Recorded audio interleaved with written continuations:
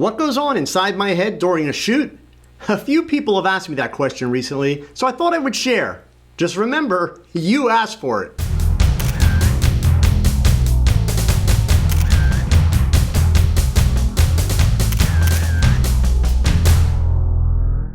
Hey gang, recently I posted a few shots on Facebook from a trip to the Tanque Verde Ranch just outside of Tucson, Arizona. Now a lot of folks had questions about how I approach these shots, especially since I usually shoot in the studio. So I thought this would be a great opportunity to walk you through every aspect of how these images came to be. So let's begin the brain dump. My reason for visiting this very cool dude ranch that is situated on the edge of the Saguaro National Park and the Coronado National Forest was to attend this year's Olympus Visionary Summit. The summit is an event where Olympus brings all of the Visionary team together for a few days of meetings, education, team building, and of course shooting. This was my first summit, and honestly, I was like a kid in a candy shop, having the opportunity to hang out with 10 world-class photographers for a few days. My goal was to spend time with the other folks that shot genres other than my own, just to see how they approach their craft. We all arrived in Tucson on Monday and attended meetings both Tuesday and Wednesday mornings. Each afternoon after lunch was reserved for shooting opportunities. We weren't told what they were until a few minutes before they began. Our coordinator at Olympus gave us a gear list of suggested items to bring, and we were also encouraged to bring any other gear that we desired. I also packed the 60mm f2.8 macro, along with spare batteries, chargers, Delkin SD cards, lens cleaning materials, and brushes, as well as extra eyeglass wipes, because I knew that shooting on location, I would use the viewfinder much more than the LCD, which will frequently smudge my glasses. Also, as a backup body, I packed the new Olympus OMD EM5 Mark III. The Mark III has become my new backup camera when traveling because it's a 20 megapixel camera in an incredibly small body with all of the important features of the EM1 Mark II and even some of the more advanced features of the EM1X. All of the gear traveled in a Think Tank Photo Airport Essentials bag, which is my bag of choice for most of my travels. It holds more than enough gear and fits under the seat even on commuter flights. Overall, my plan was to have fun. Given that I'm primarily a studio shooter, I had no expectations of creating portfolio images. Tuesday afternoon, we were given free time to shoot, so I asked two great landscape photographers, Peter Baumgarten and Frank Smith, if I could tag along with them since they had decided to hike and shoot in the desert.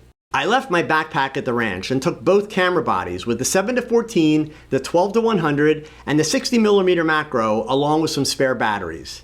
I had the EM1X with the 7-14 on an Olympus barbershop sling strap and the EM5 Mark III on a Peak Design capture clip and pro pad on my belt. I wore an oversized coat with large pockets to hold the extra pieces. I also wore a vest and a baseball cap since it was the coldest week of the year so far in Tucson, which meant that the desert wasn't that warm, even during the day. In preparation for the trip, I made several visits to the ranch's website so that I had a basic idea of what kinds of things I might be seeing before I arrived. We headed out from the ranch into the foothills and began on a path that took us up and down over several cactus-filled ridges. Now, if you've never seen them, the saguaro cacti are incredibly tall and majestic. Our hike began around 1:30 p.m., which meant that the sun was high in a cloudless sky, and since it's winter, the vegetation was really lacking color. In other words, it was a very gray landscape with harsh light. Being a city boy, I will admit that I had to pay extra attention to the many loose rocks that we were hiking over as we went up and down the ridges, and there was this nagging concern about the hundreds of holes that I saw, which could have been from small rodents or currently occupied by snakes. The most colorful aspect of the scenery in front of me was the blue sky, and the most striking aspect was, of course, the cacti. So I took two different approaches to shooting these scenes.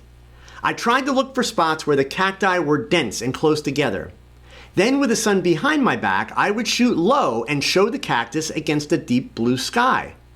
For these shots, I went with short, wide-angle focal lengths and small apertures for lots of depth of field. To get as much richness out of the colors as possible, I did tend to underexpose slightly.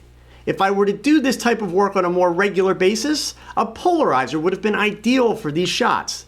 but I found comfort in the fact that my fellow shooters weren't using filters either. My second approach to the cactus was to shoot directly towards the sun at f/16 with a 7 to 14mm zoom on the EM1X so that I could create starbursts by allowing the sun to peek out from behind the cacti. This also underexposed the blue sky, making the colors much more rich. Now, as the afternoon wore on and we headed back towards the ranch, we realized two alarming facts. None of us had thought to bring water into the desert, and while we had a general sense of where the ranch was, we couldn't find our way back into the ranch. We needed to be back by 4:30 p.m. to photograph a planned release of 180 horses who would then stampede down a hill to where their dinner was waiting.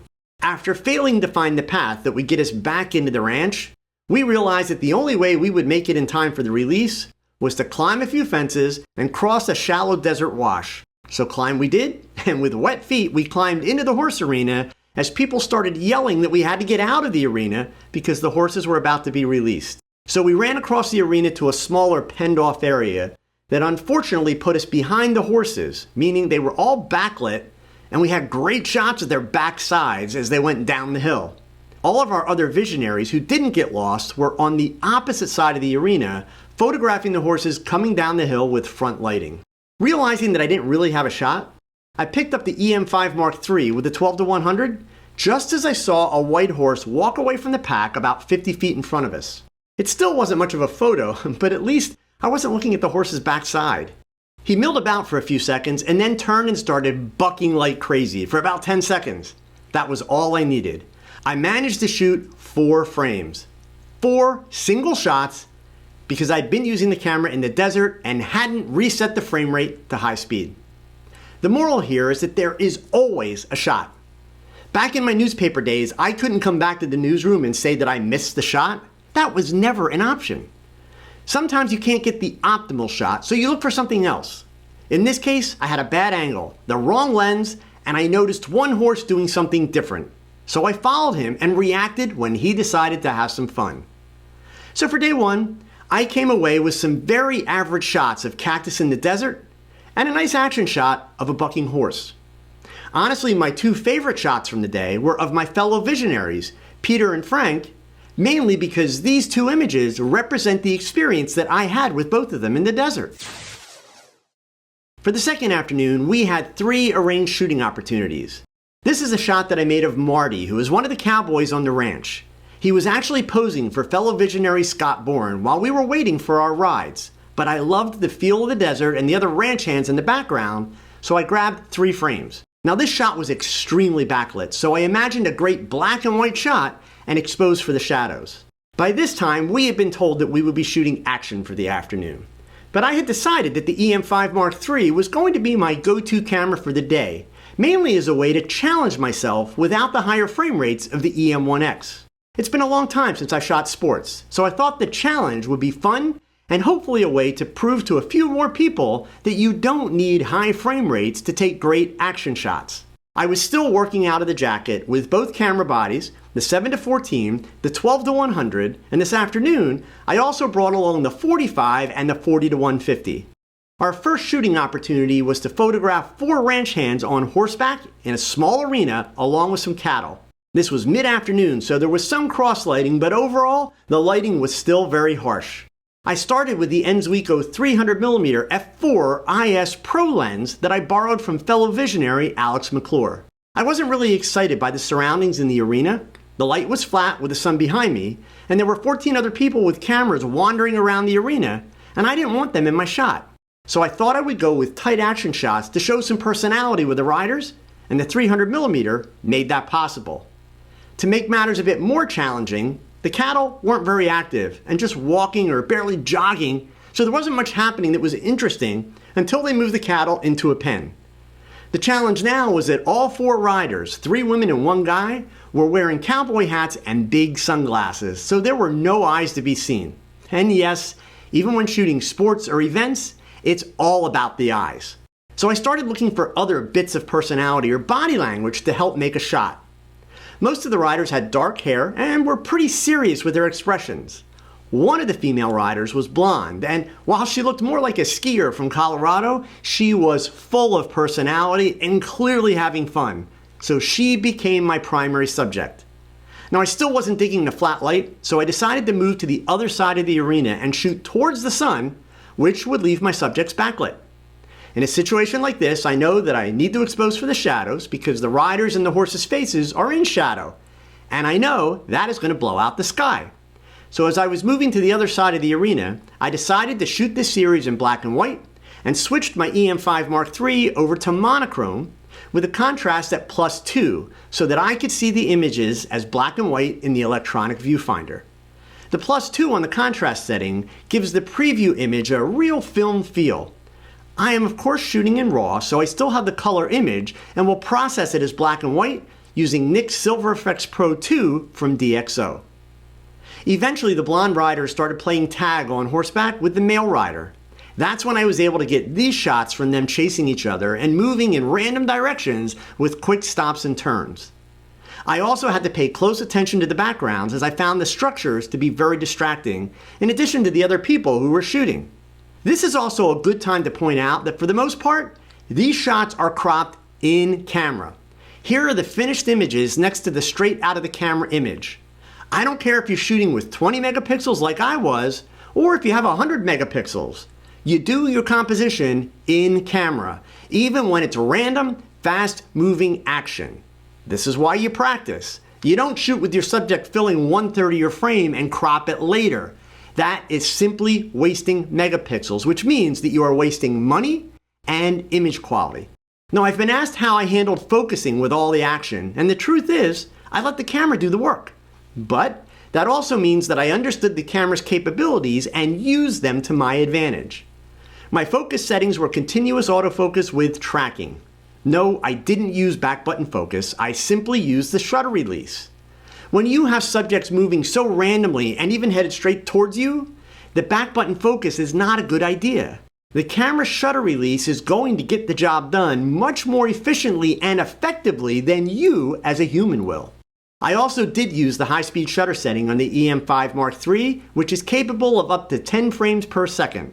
I didn't just lay on the button and make 10 frame per second movies. I would always anticipate the action and then shoot a quick tap on the shutter, which would give me one or a few frames. If the subject was coming toward me, I would repeat that over and over, never leaving my finger on the shutter release so that I wasn't keeping the autofocus active. The camera is quick enough with its 121 cross-type autofocus points that it will grab the focus immediately when I press the shutter. Remember, these shots were done in bright sunlight, so the camera had no problem locking focus, even in the backlit situations. The second shooting opportunity of the afternoon was to photograph 3 of the riders walking the horses along a shallow creek bed. By now, the sun was beginning to lower in the sky and the light was getting a slight bit warmer in color. Just like in the arena, we had to make lighting choices. If we had the riders move to our east, we had a more picturesque view, but with really boring light and not a lot of color. So as a group, we agreed to have the riders move to our west and shoot them backlit as they walked the horses towards us. Again, I exposed for the shadows because it was the riders and horses' faces that I was most interested in. As the sun was getting lower in the sky, the male rider finally took off his sunglasses and asked us if we would like to get some shots with his horse in a gallop. It isn't safe for the horses to gallop in the creek bed, but he found a spot that was very smooth, so we had a short stretch where he could give the horse a little giddy up and create some action with splashing water. For me, the key was to get a moment where he lifted his head just enough that I could photograph his face. Like the shots in the arena, I did short bursts and let the camera handle the focusing. I varied my camera angles and went from wide angle to telephoto on the 12 to 100 millimeter zoom to change perspectives. I stuck with the 12 to 100 all afternoon. Honestly, because I completely forgot that I had the 40 to 150 in my jacket pocket. And it actually made my job easier to not be thinking about lenses and accessories as much. The 12 to 100 is a 24 to 200 millimeter full frame equivalent, and with a range like that, it's easy to forget that there are other focal lengths available. As we were wrapping up at this location and sun was getting lower, I was able to make this silhouette shot of a rider using the F16 technique that I described earlier. Before we returned to the ranch, we made one last stop along the top of a ridge as the sun was setting, and I was able to grab these two shots for a nice finish to my afternoon. Just like my other cactus shots, I wanted color and I wanted the cacti to look majestic. The toughest part of this shot was having to wait for the sun to get to the perfect spot on the horizon. In my studio, light responds when and how I want it to. All of the images both days were shot on manual exposure. So there you have it. I'm not going to win any awards for these photos, and they are not going to be published in National Geographic. But I'm proud of them. I'm proud of them because 47 years since I purchased my first camera, it was the basics of photography and understanding my gear that provided the foundation for these photos. It was those 47 years of experience that gave me the references to help solve the problems that I encountered. I'm proud of them because they will forever serve as a memory of that time that I got to spend 2 days in the Arizona desert with 10 of the most amazing photographers that the world has to offer and whom I can now call my friends. Photography is not a competition. It is a passion to be shared. I hope that you found this helpful. If you have more questions, be sure to post them in the comments below. If you like this type of video and would like me to do a few of these with my studio shoots, let me know that too. Now pick up that camera and shoot something, because your best shot, it's your next shot. So keep learning, keep thinking, and keep shooting. Adios.